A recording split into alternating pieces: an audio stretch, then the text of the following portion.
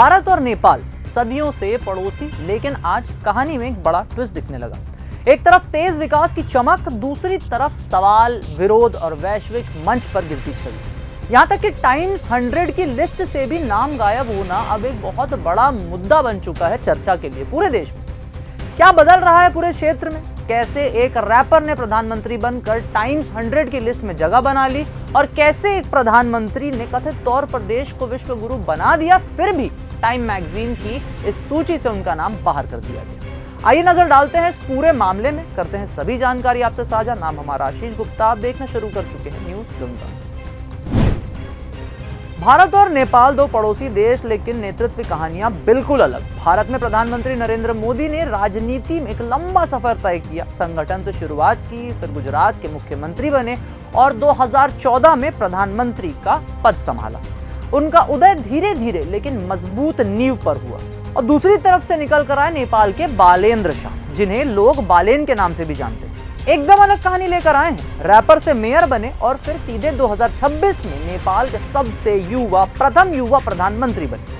उनका सफर तेज, अचानक और युवा ऊर्जा से भरा हुआ रहा। जहां मोदी ने सिस्टम के अंदर रहकर शक्ति बनाई, अपने आप को स्थापित किया, वहीं शाह ने सिस्टम को चुनौती देकर अपनी जगह प्राप्त करी। अब असर की बात करें तो मोदी का काम बड़े स्तर पे, यानी खबरों में, पोस्टरों में, प्रचारों में काफी हद तक दिखता है। देश भर में सड़कें बनाना, डिजिटल इंडिया बनाना, गरीबों के लिए नई नई योजनाएं लाना और मीडिया के अनुसार भारत की वैश्विक पहचान को मजबूती देना। उनका फोकस बड़े बदलाव और लंबे समय की योजनाओं पर। वहीं बालेन शाह ने छोटे देश में तेज और सीधा असर दिखाया। काठमांडू के मेयर रहते हुए उन्होंने सिस्टम को डिजिटाइज किया, मीटिंग्स को लाइव किया और भ्रष्टाचार पर सीधे वार किया। प्रधानमंत्री बनने के बाद भी उनका अंदाज वही है, फास्ट फैसले, पारदर्शिता और युवाओं को साथ लेकर चलना। यही वजह है कि नेपाल कम समय में ग्रो और ग्लो करता दिख रहा है। छोटा सिस्टम, तेज फैसले। राजनीति के खेल में भी दोनों अलग हैं। मोदी की राजनीति संगठन, विचारधारा और मजबूत कंट्रोल पर आधारित है, एक तरह का स्थिर और योजनाबद्ध नेतृत्व कहा जाता है इसे। वहीं बालेन्द्र शाह की राजनीति जो है वो सीधी, कभी कभी आक्रामक और एंटी एस्टैब्लिशमेंट सिस्टम, मतलब जो सदियों से चला रहा है उसके विरुद्ध जाके नया करने की जो इच्छा होती है उसको बताते हुए वैसे सिस्टम पे वो काम करते हैं। वो पुराने नेताओं और वीआईपी कल्चर को खुलकर चुनौती देते हैं। उनकी भाषा आम लोगों वाली है, खासकर युवाओं को जोड़ने वाली। यही वजह है कि नेपाल में एक नई राजनीतिक लहर भी देखने को मिल रही है, जहां लोग बदलाव को तुरंत महसूस करना चाह रहे हैं।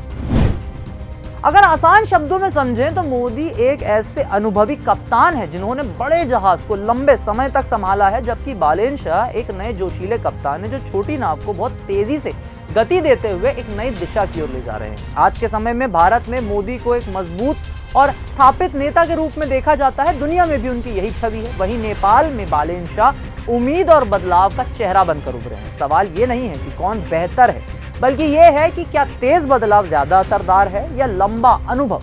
यही तुलना इन दोनों नेताओं को काफी हद तक खास बनाती है।